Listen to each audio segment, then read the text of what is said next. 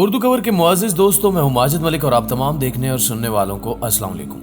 ناظرین گرامی، آج ہم ذکر کریں گے 20ویں صدی کے ایک ایسے سفاک اور خونخوار انسان کا جس نے 1 کروڑ سے زائد لوگوں کا قتل عام کیا۔ اس نے دنیا کی سب سے بڑی اجتماعی قبریں بنوائیں، یہاں تک کہ اس درندہ صفت انسان نے اپنے بیٹے کو بھی دشمنوں کی قید میں مرنے کے لیے چھوڑ دیا۔ انسانی فضلہ سونگ کر جاسوسی کرنے والا یہ عجیب و غریب شخص کون تھا؟ اس نے کن کن علاقوں میں قتل و غارت گری کی اور اس کا انجام کیا ہوا؟ اس کی مکمل تفصیلات آج کی اسی زیر نظر ویڈیو میں شیئر کی جائیں گی، لہٰذا آپ سے گزارش ہے کہ اس قیمتی اور معلوماتی ویڈیو کو شروع سے لے کر آخر تک ضرور دیکھیے گا۔ تو آئیے چل کر تاریخ کے اس انوکھے کردار کی تفصیل جانتے ہیں۔ ناظرین گرامی، جوزف اسٹالن 1922 سے لے کر 1953 تک سوویت یونین اتحاد کی اشتراکی جماعت کا جنرل سیکرٹری تھا۔ 1924 میں ولادتی ملینین کی وفات کے بعد وہ سوویت یونین یعنی کہ موجودہ روس اور اس کے زیر قبضہ علاقوں کا سربراہ بنا۔ سوویت یونین کے رہنما جوزف اسٹالن کا بچپن اتار چڑھاؤ میں گزرا۔ جوزف اسٹالن سن 1879 میں جارجیا میں پیدا ہوا۔ اس کا اصل نام آیوسیف وساریو نووچ زوگاسویلا تھا۔ اس نے ابتدائی تعلیم کلیسائی کے مدرسے میں حاصل کی۔ نوجوانی میں اعلیٰ علوم حاصل کرنے کی غرض سے مدرسے میں داخل ہوا، لیکن غلط خیالات کے پرچار پر اسے مدرسے سے نکال دیا گیا۔ خاندان کے ساتھ اس کے تعلقات معمول پر نہیں تھے۔ اس کے والد شراب کے عادی تھے اور اس کی ماں کے ساتھ ساتھ اسے بھی بہت پیٹتے تھے۔ جوزف اسٹالن اپنی ماں کی توقعات پر پورا نہ اتر سکا۔ وہ چاہتی تھی کہ اس کا بیٹا راہب بنے۔ 1899 میں اسٹالن کو آرتھوڈوکس مسیحی اسکول سے نکال دیا گیا کیونکہ وہ امتحانات میں شریک ہونے کی بجائے اشتراکی تحریک میں مصروف ہو گیا تھا۔ اسٹالن زمانہ طالب علمی میں ہی انقلاب اور اشتراکیت کی کتب کا مطالعہ کرنے لگا۔ اس دوران اس نے اپنا فرضی نام اسٹالن اپنایا۔ روسی زبان میں اس لفظ کا مطلب ہے آہنی انسان۔ جوزف اسٹالن کی ازدواجی زندگی بھی خوشگوار ثابت نہ ہوئی۔ اسٹالن کے اپنے بڑے بیٹے کے ساتھ بھی تعلقات اچھے نہیں تھے، جس کا نام یاکوف زوگاشولی تھا۔ اسے دوسری جنگ عظیم میں جرمن فوج نے گرفتار کیا، لیکن اسے چھڑوانے کے لیے جوزف اسٹالن نے کچھ نہ کیا۔ یاکوف جنگی قیدی کے طور پر جرمن فوج کے قبضے میں تھا۔ اس وقت ہٹلر نے اسٹالن کو پیشکش کی کہ ہم یاکوف کو رہا کرنے کے لیے تیار ہیں، بشرطے کہ سوویت یونین میں قید مارشل اور دیگر اہم جنگی قیدیوں کو رہا کر دیا جائے۔ اس پر اسٹالن نے پیشکش یہ کہہ کر ٹھکرا دی کہ ایک لیفٹیننٹ کے بدلے ہم مارشل کو رہا نہیں کریں گے۔ اس نے یہ بھی کہا کہ یاکوف میرا بیٹا ہے تو کیا ہوا، وہ ایک عام سا فوجی ہے، جس طرح ہزاروں سوویت فوجی جرمنی کے قبضے میں ہیں۔ جرمن افواج نے جرمن قیدیوں کے تبادلے کی پیشکش ٹھکرانے پر دیگر قیدیوں سمیت جوزف اسٹالن کے بیٹے کو بھی بے دردی سے قتل کر دیا۔ ناظرین گرامی، اسٹالن کی شخصیت کی سب سے عام خصوصیت اس کی سفاکیت تھی۔ وہ پرجوش، مستقل مزاج اور مکار انسان تو تھا ہی، مگر غیر معمولی ذہانت بھی رکھتا تھا۔ اس نے اپنی زندگی میں لاکھوں انسانوں کو موت کے گھاٹ اتارا، جبری مشقت کے لیے عقوبت گاہوں میں بھیجا۔ اس کے دور میں ہونے والی اموات 30 ملین کے قریب تھیں۔ جوزف اسٹالن کے دور میں 2 درجن سے زائد ایسی اجتماعی قبریں دریافت ہوئیں، جن میں ماہرین کے مطابق 8000 لاشیں پھینک کر دفن کی گئی تھیں۔ ماہرین نے بتایا کہ ان قبروں میں 5000 سے 8000 انسانوں کی جسمانی باقیات ہو سکتی ہیں۔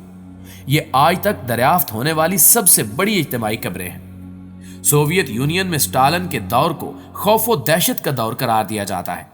جوزف اسٹالن نے سوشلسٹ کمیونسٹ پارٹی کے لیے بذریعہ بھتہ خوری، بینک ڈکیتیوں اور مسلح ڈکیتیوں کے رقوم جمع کرنے کا عمل جاری رکھا۔ ایک ایسی ہی بڑی ڈکیتی اسٹالن نے 26 سال کی عمر میں ایک بینک میں کی، جس کے نتیجے میں 40 لوگ مارے گئے۔ جوزف اسٹالن کے دور میں کمیونسٹ سوویت یونین میں ہر چیز کو حکومتی تحویل میں لے لیا گیا اور اشیاء خورد و نوش کی تقسیم برے طریقے سے متاثر ہوئی، جس کی وجہ سے بڑے پیمانے پر قحط پھیل گیا، اور محققین اس ہلاکت خیزی کا ذمہ دار بھی جوزف اسٹالن کو ہی ٹھہراتے ہیں۔ دوستو، 1930 کی دہائی کے آخر میں اسٹالن نے اشتراکی جماعت یا ملحد کمیونسٹ پارٹی کو بدعنوان دہشت گرد اور غدار عناصر سے پاک کرنے کے نام پر گریٹ بیورو کا آغاز کیا۔ اس مہم کا نشانہ بننے والے افراد کو عام طور پر قتل کر دیا جاتا یا جبری مشقت کے کیمپوں میں قید کر دیا جاتا، یا پھر وہ جلا وطنی کا سامنا کرتے۔ آنے والے سالوں میں نسلی اقلیتوں سے تعلق رکھنے والے لاکھوں افراد جبری ہجرت کا نشانہ بنائے گئے۔ سوویت دستاویزات کے مطابق اس دوران سوویت خفیہ پولیس نے 15 لاکھ سے زائد لوگوں کو گرفتار کیا، جس میں 7 لاکھ کے قریب لوگوں کو گولی مار کر ہلاک کر دیا گیا، یعنی روزانہ کی بنیاد پر تقریباً 1000 لوگوں کو قتل کیا گیا۔ ایک اندازے کے مطابق ان کیمپوں میں 27 لاکھ اور لوگوں کی بھی موت ہوئی۔ 1929 سے 1953 کے دوران 1 کروڑ 40 لاکھ سے زائد افراد اس جبری نظام سے گزرے، جبکہ مزید 60 سے 70 لاکھ افراد کو جبرن روس کے دور دراز علاقوں میں وطن بدر کر دیا گیا۔ اسٹالن نے مشرقی یورپ کے بیشتر ممالک میں اشتراکی حکومتیں قائم کروائیں۔ اس نے نفرت و عناد اور دشمنی کے اس طویل عہد کا آغاز کیا جو تاریخ میں سر جنگ کے نام سے جانا جاتا ہے۔ روسی اخباروں کی خبروں کے مطابق 1940 کی دہائی میں اسٹالن کی خفیہ پولیس نے لوگوں کا فضلہ حاصل کرنے کے لیے ایک خاص محکمہ قائم کیا۔ اس محکمے کا سب سے اہم مقصد بیرونی ممالک سے تعلق رکھنے والے رہنماؤں کے فضلوں کے نمونوں کا جائزہ لینا تھا۔ ان دنوں سوویت یونین کے پاس آج کل کی طرح جاسوسی کرنے والے جدید آلات نہیں تھے، اس لیے خفیہ افسران نے لوگوں کے بارے میں معلومات حاصل کرنے کے لیے مختلف طریقے اپنائے۔ اگر انہیں کسی کے فضلے میں ٹیپوفن نامی ایسڈ کی سطح زیادہ نظر آتی تو وہ اس نتیجے پر پہنچتے کہ وہ انسان پرسکون اور قابل رسائی ہوگا، لیکن اگر انہیں کسی کے فضلے میں پوٹاشیم کی کمی نظر آتی تو وہ اس نتیجے پر پہنچتے کہ وہ انسان سخت اعصابی مزاج اور بہت کم سوتا ہوگا۔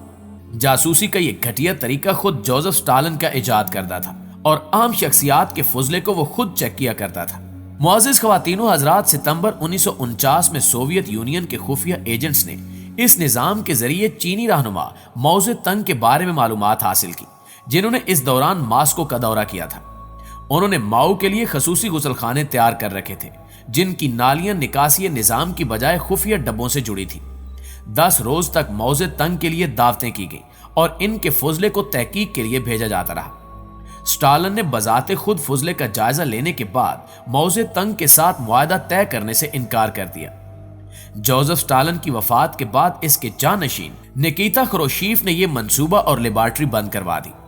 اسٹالن بڑی عمر کے ساتھ ساتھ شدید عناصر برتری کا شکار ہوتا گیا۔ اپنی عمر کے 74ویں برس میں وہ خود کو عظیم لیڈر تصور کرنے لگا۔ یہی وجہ ہے کہ اس دوران وہ نفسیاتی مریض بن گیا۔ ڈاکٹرز کے مطابق اسٹالن کو شیزوفرینیا کی نفسیاتی بیماری لاحق ہو چکی تھی۔ زندگی کے آخری ایام میں وہ اپنے ڈاکٹروں کے قتل کے بارے میں سوچا کرتا تھا، اسے ان پر بالکل بھی اعتماد نہیں تھا۔ مریضانہ حد تک وہ شکی مزاج پہلے سے ہی تھا۔ 5 مارچ 1953 کو سوشلسٹ کمیونسٹ ملحد سوویت یونین کا قائد اور 2 کروڑ سے زائد بے گناہ انسانوں کا قاتل روس کے شہر کرملن میں انتقال کر گیا۔ اس کا ذہن ہمیشہ تخریب، خرافات اور شدت پسندی سے بھرا رہا۔ یہی وجہ تھی کہ اس کی موت پر بجائے غمی کے خوشی منائے گی۔ جی تو معزز دوستو، آج کی ویڈیو میں اتنا ہی۔ ویڈیو کیسی لگی کمنٹ کر کے ہمیں ضرور بتائیے گا۔ انشاءاللہ آپ سے ملاقات ہوتی ہے اگلی ویڈیو میں، تب تک اپنا خیال رکھیے۔ اللہ نگہبان۔